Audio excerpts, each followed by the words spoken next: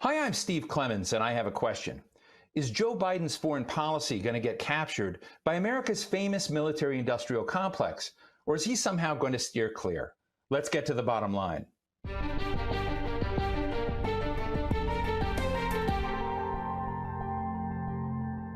Here's what President-elect Joe Biden has already said he wants to do. He wants to think about global warming as if it's a national security threat and rejoin the Paris Accords. He wants to reduce the number of U.S. troops in Afghanistan and make a new nuclear deal with Iran.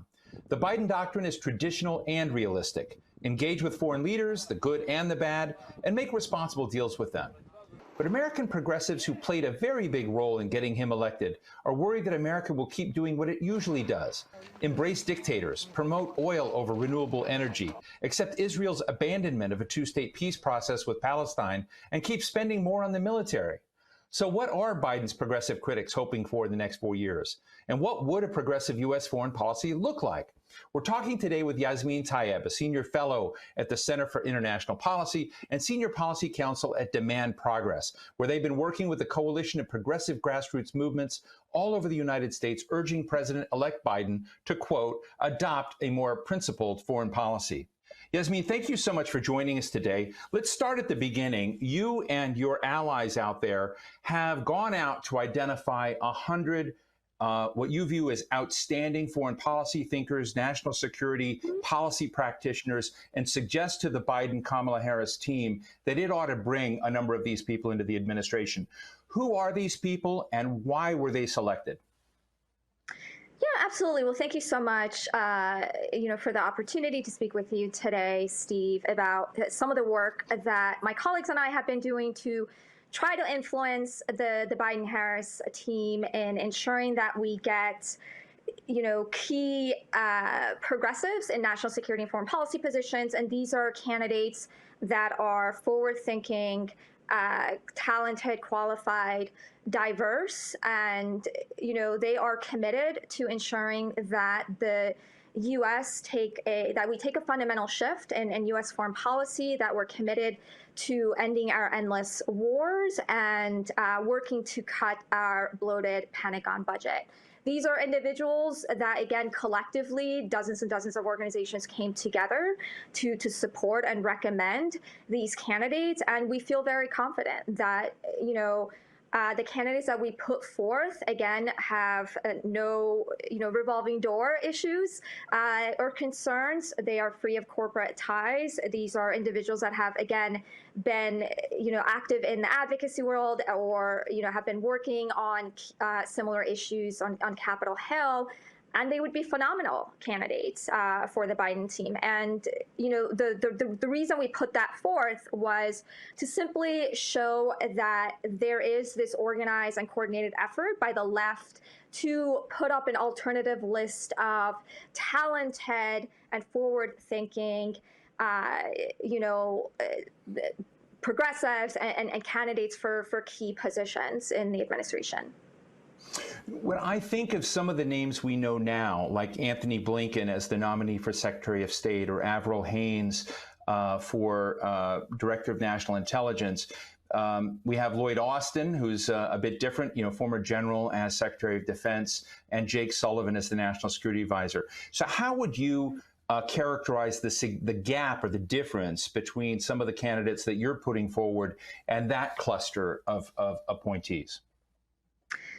Yeah, so as you probably have seen, that the vast majority of kind of the key folks that have been nominated or appointed by the Biden-Harris team to national security positions were pretty active in similar capacities in the Obama administration. So they're what we call, they've been part of kind of this national security establishment apparatus.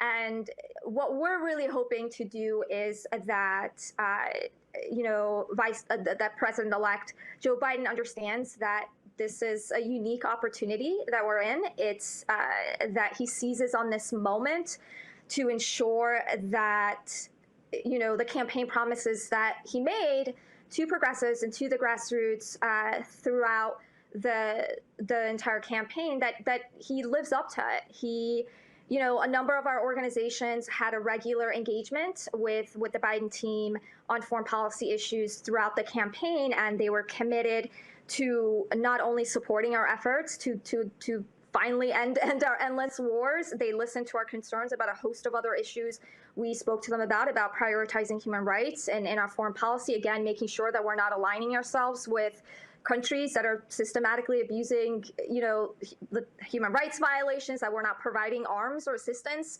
to these countries. And they also listen to our concerns about our personnel recommendations and what we find unacceptable, really, and the sort of folks that they should be elevating in the administration. Yasmin, I remember when I was back at the New America Foundation many years ago, and at the start of the Obama administration, our foreign policy program at that time had 3 cores. And we said, look, if you're going to push reset and send a different signal to the world, normalize, to some degree relations with Cuba, push a credible Israeli-Palestinian 2-state solution that was real. And third, kick open that door with Iran and negotiate a different direction. And so this was before it was commonplace to even think about some of those terms, particularly Cuba and Iran. And so many of the people in your group were ones I worked with. But what I've realized over time is that the avant-garde move can become the conventional one. And many people in the Obama-Biden administration became fans of doing an Iran nuclear deal, as I think many of your progressive groups are. But how do you handle the shifts in what is conventional versus and perhaps controlled by the military-industrial complex at some level versus those that are in the square that progressives would generally support? Because I've seen with time that those lines shift a bit. Yeah, so I think as you noted, Biden has made it very clear that he is committed to rejoining JCPOA, and that's one of the very key kind of, I would say, top 3 priorities for progressives. And in terms of other commitments that we're trying to get from the incoming Biden administration is, we're hoping that in the first 100 days, we're hoping in addition to some of the key priorities that you mentioned, in addition to rejoining JCPOA, is that there's an immediate end to U.S. military support on weapons sales to countries that are part of the Saudi-led military intervention in Yemen. We are hoping that there's a clear indication that Biden will support a repeal of the 2001-2002 AUMFs, and that he would support war powers legislation that is going to be coming through Congress to reaffirm Congress's authority. And not to interrupt, but just for my audience, I wanted to just say that what you wanted to see was a repeal of the authorization for use of military force that was set up in 2001. I just wanted to, is that correct? Correct, both of them, 2001 and 2002. Please go ahead. Yeah. Correct. And, in addition to supporting, war powers reform legislation that we anticipate coming through Congress in the next couple months, we are calling on the Biden administration to, again, as noted, prioritize human rights in our foreign policy with a particular focus on countries that the U.S. has both leverage and a moral responsibility due to our provision of military or economic aid, and making sure that there's an immediate year-long moratorium on U.S. weapons sales and foreign military assistance to countries that don't meet that standard for human rights, and they're committing mass atrocities.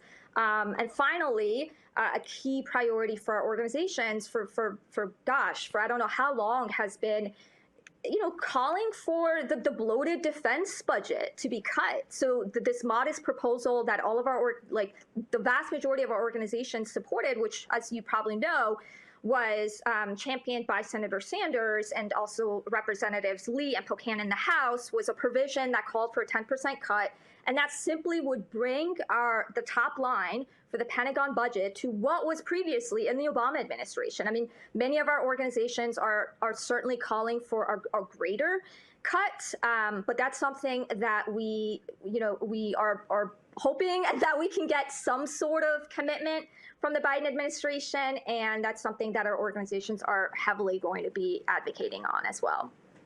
Can you articulate for us what your groups and your allies think about the Israel-Palestine situation now, because Secretary of State Mike Pompeo has been shining a spotlight of many traditional human rights watch organizations and nonprofits.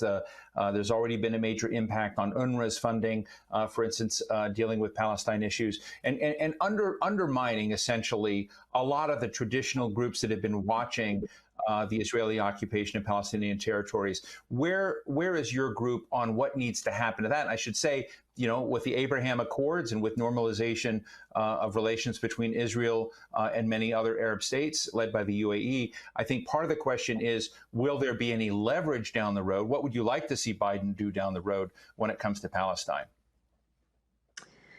Yeah, so, that's a great question, and it's something that many of our organizations, it's a top priority for a lot of our organizations. And when we're talking about the U.S. not, providing assistance or arms to countries that are systematically violating human rights, I think we obviously need to have Israel in mind in terms of the asks that we've made of the Biden administration. I can tell you that this letter that I worked on when I was at Demand Progress that we sent to the Biden team in May, and we're doing some follow-ups on that letter, and that was a letter that was signed by over 50 national organizations. And our ask was that, the U.S. should work to build a future in which all Palestinians and Israelis obviously live in full equality, by upholding, again, a foreign policy that centers human rights and dignity for all people. And we specifically called on the Biden administration to use a combination of pressure and incentives, including leveraging the annual $3.8 billion in U.S. military assistance that's provided to Israel, and to get all parties to come to an agreement that upholds UN Security Council resolutions and international law. I mean, specifically, we called on, ending Israel's military occupation, disbanding Israel's illegal settlements in the West Bank and East Jerusalem, ending the Israeli military blockade of Gaza, and ending all attacks on civilians, be they Israeli or Palestinian. So that collectively has been our ask, and that's an issue that has been pretty challenging, to get key commitments on, and it's an issue that will continue to be part of the progressive foreign policy platform moving forward. Yasmeen, I admire you because I know how hard it is to essentially be the spokesperson for a group of cats. They may not all swim together, operate together, see things together, but you raise some interesting questions, both about the classic conflict between interests and human rights. And you have some real realists in the group. Paul Pillar, whom I've known for years on Iran, is someone I would say is not as classically organized around human rights concerns, but he is a shrewd calculator of American interests. So you've got different impulses essentially under one umbrella. When it comes to countries like Turkey and the leader there, Erdogan, when it comes to North Korea, which I read in your principles, you give the Trump administration some credit for diplomatic progress there. I'm just sort of interested in how you manage those lines where someone like me is saying, I haven't seen diplomatic progress with North Korea. I've seen, appeasement of a lot of bad behavior. So how do you square those lines in a way that you keep your coalition together, but you also make progress in getting this viewpoint, as you define it, into the Biden team? Right. And I think, the way we've been able to do that was because kind of the underlying framework or theme that has been at the core of whether it was the principles letter that you mentioned, or even, the personnel book that we organized and sent to the transition team, has been ensuring that we support principles that call for the U.S. to end our endless wars and support a fundamental shift in U.S. foreign policy. And that means supporting more restraint and ensuring that, again, that we're prioritizing kind of domestic needs and meeting the concerns of our community members, as opposed to using resources to, further kind of increase this again, the bloated defense budget that we keep talking about. And I think the reason why we've been successful in being able to work with many organizations that, frankly, don't consider themselves to be progressive, right? So the Quincy Institute, as you've noted, is a significant partner of ours, and Quincy gets funding from the right and the left, but their key mission has been, and they were a huge partner actually in the book, the personnel book that we sent to the transition team, and supported and recommended several of their own staff members for appointments. And again, the reason for that collaboration is because we all want the Biden team to understand that we want them to support this vision of military restraint and understand that the way we've been operating in the past few decades hasn't been serving our interest or our allies. So ensuring that those priorities are addressed with the administration, ensuring that we have key folks that are going to be advancing those objectives is what we've been trying to do. I read John Bolton's White House memoir recently, In the Room Where It Happened. And in that memoir, the Trump's national security advisor, John Bolton, says that he's opposed any longer to any general being appointed to the Secretary of Defense spot. And he was referring in that case to Jim Mattis. Joe Biden has come in and appointed Four-Star General Lloyd Austin. Right. Do you share the concerns John Bolton does about military leadership in that traditionally civilian role? Yeah, I mean, a lot of our organizations absolutely have concerns around that. And, right now, many of our allies are drafting sample questions to send to the Senate and leading up to his confirmation hearing. And my understanding is that we do have a number of key senators that have, publicly have said that they would not support providing that waiver to General Austin. And I think those are legitimate concerns. And there is kind of this difference of opinion, you can say, in terms of General Austin's appointment, because some saw it as, being better than the alternatives, right? The alternatives were Flournoy, which many of our organizations were, let's just say, not happy about that prospect. And a number of our allies see General Austin's, nomination as someone who, he has publicly exhibited in different scenarios where he has wanted to pull back U.S. troops and supported restraint. So I think that was kind of a welcomed approach to some of our allies. So what does success look like for you, Yasmeen, in the sense that I would wager we probably won't see someone from Move On as Secretary of Defense, right? So I recognize there are choices out there. But I think that when you sort of look at it, is the goal to be in the room and to be heard? Is the goal to impact policy? Have the folks that you've talked to, the 100, and you have an outstanding list: Paul Pillar, Joe Cirincione, one of the country's great nuclear experts, Trita Parsi, a great Iran expert, and others. Very, very impressive group of people. But I also wonder, the question is, what if they're in the room and they get voted down? That happens a lot in government, that they're in the room, they're heard, but policy doesn't go their direction. So what does success look like for you? Yeah, and that's a great example is we don't just want some token picks, right? We don't want just maybe 2 or 3 of our picks to be appointed and put in different offices in the administration. And you're right, and for their voices not to be heard and for them to be voted down. And the idea is obviously to try to get as many friendly and allied voices together and to get as many of them in the same room as possible.